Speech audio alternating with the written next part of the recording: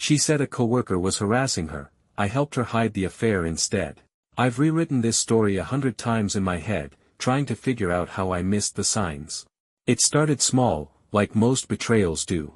My wife, Erin, came home from work one evening in late September looking exhausted. Not just tired, like something had drained the air out of her lungs. We were in the kitchen.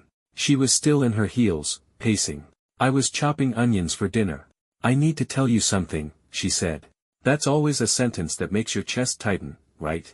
She told me one of her coworkers, Nate, had been acting weird. Too friendly. Joking too much.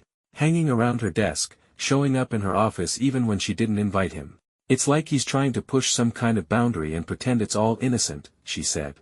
I remember setting the knife down, the onions half diced, and walking over to her. She looked genuinely upset. "I'm sorry," I told her. "What do you want to do?" She didn't hesitate. "I want to talk to HR. But I don't want to make things worse. I just need it documented." So that night, I helped her write the email. We sat on the couch with her laptop. She typed. I suggested wording. We kept it professional, no accusations, just a heads up that Nate's behavior was making her uncomfortable and she needed some support. She CC'd her boss. That was the first time I unknowingly helped her cover the affair. Over the next few weeks, she started working from home more often. She said it was because she didn't want to see Nate, which made sense to me. I mean, if I had someone harassing me at work, I'd want space too. I brought her coffee while she worked at the kitchen table. I adjusted my schedule to walk our dog during her Zoom calls. I even got in the habit of wearing headphones in the house so she could have privacy for meetings. In hindsight, that's when the cracks were forming. I just wasn't looking closely enough to see them. She started getting defensive when I asked simple things, like who she was talking to during a call, or why she closed her laptop so fast. Once, I caught her smiling at her phone and she said it was just a meme from a friend. But I noticed she turned her phone face down after that. I told myself I was being paranoid, that if I didn't trust her after 5 years of marriage, then maybe the problem was me.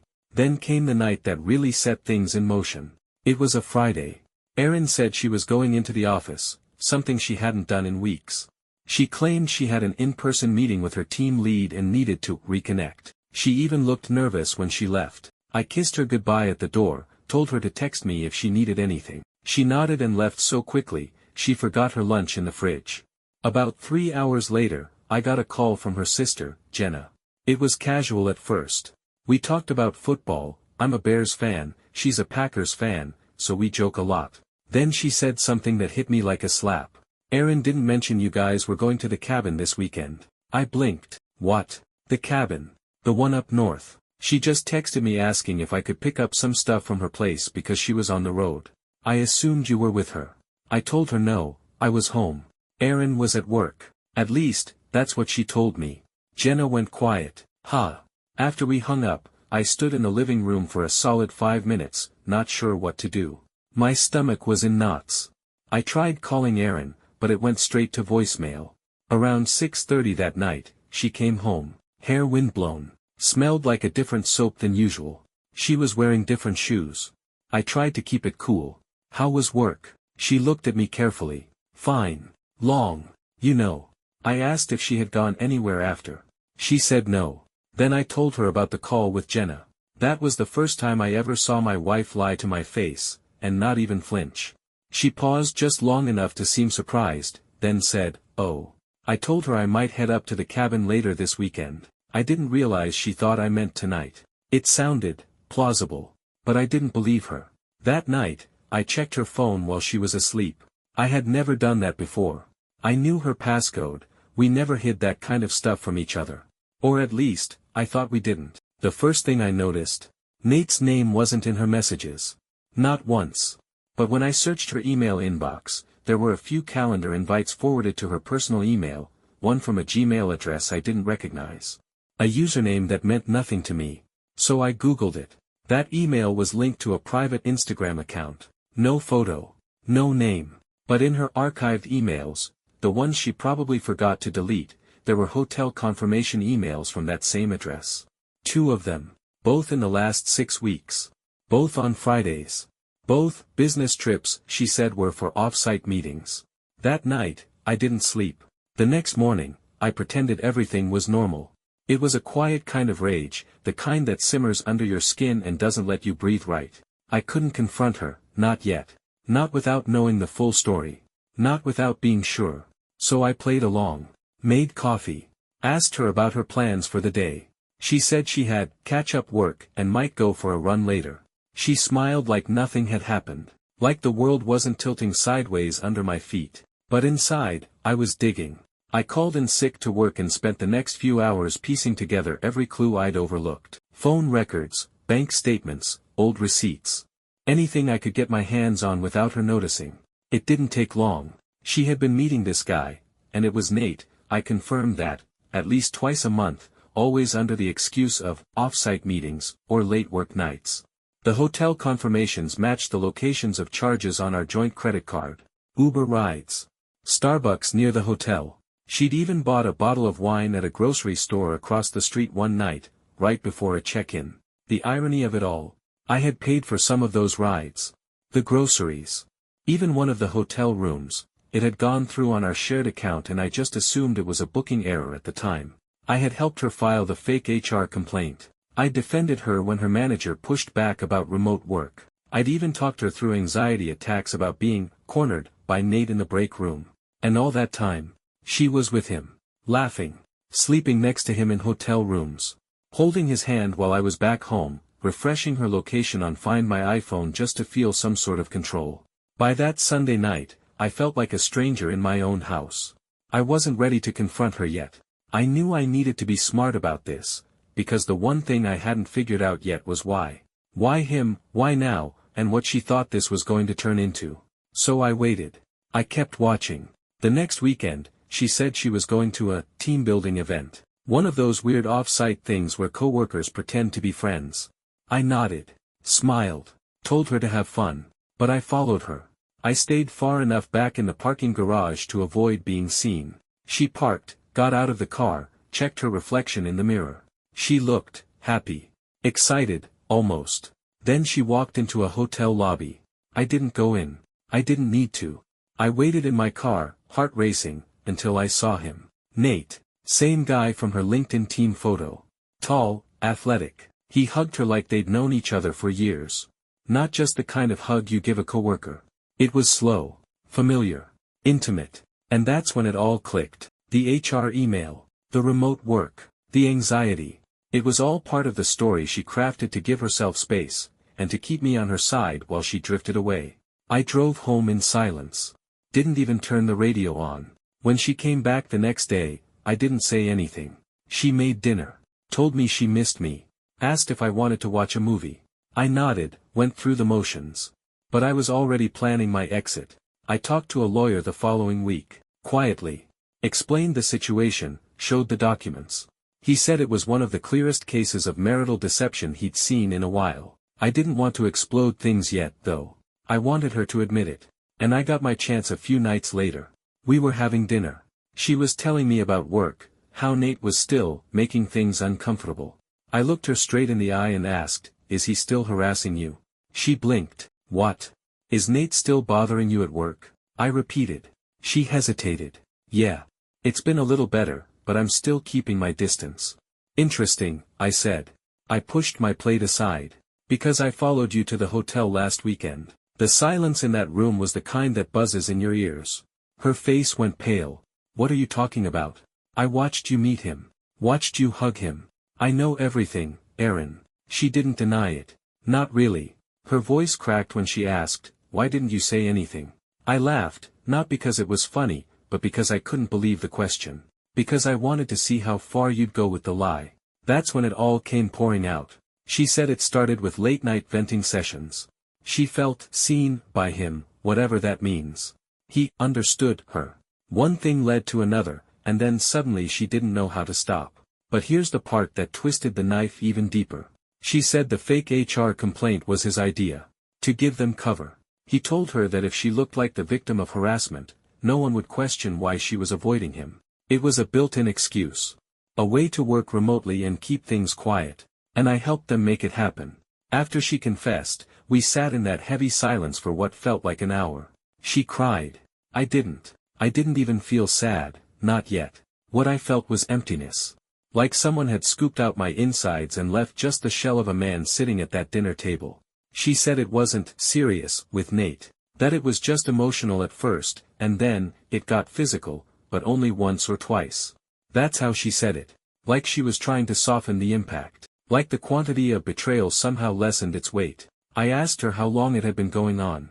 She said 6 months. That it started slow, after a rough patch between us. That part really got to me, because I didn't know we were in a rough patch. We weren't fighting. We weren't disconnected, at least not from my side. I thought we were just two people doing life together, grocery lists, car maintenance, shared bank accounts, inside jokes. Apparently, she had already started checking out before I even realized the room was getting cold. I told her I needed space, and I meant it. I packed a bag and stayed at my brother's place for the week. I didn't tell him much, just that Aaron and I were working through something. He didn't ask questions. Gave me the couch and a beer and the silence I needed. While I was gone, she sent me long texts. Apologies. Promises. Explanations that tried to sound logical but came off as hollow.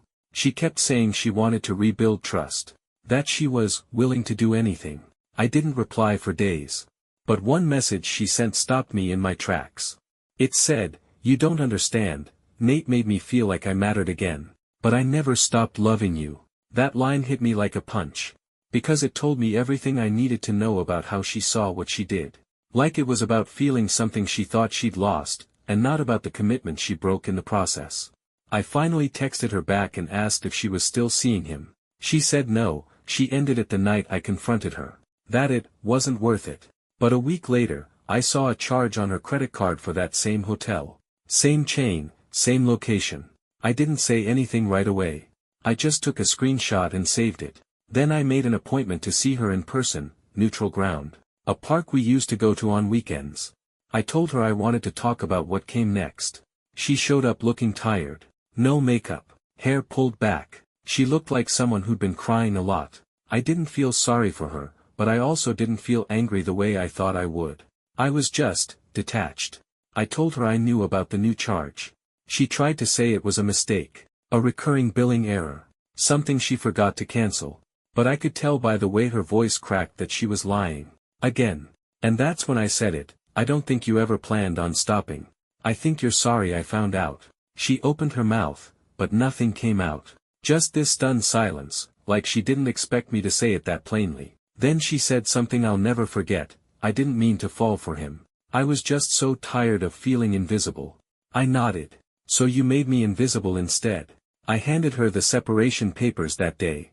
It wasn't official yet, just the first draft from my lawyer, but the message was clear. I was done building a life with someone who could lie that easily. Someone who could use my kindness, my support, my loyalty, as a tool to cover for their betrayal. She cried again. Said she still loved me. Asked if there was any way to come back from this. I told her love doesn't mean much without honesty. That maybe if she'd come to me before any of it started, told me she was struggling or unhappy, we could have worked on it. But now all I saw when I looked at her was someone I didn't recognize. After that, things moved quickly. She stayed in the house. I took the apartment near my job. We didn't tell a lot of people at first, just our families and a few close friends. Most people assumed it was just a trial separation. But for me, it wasn't a trial. It was a full stop.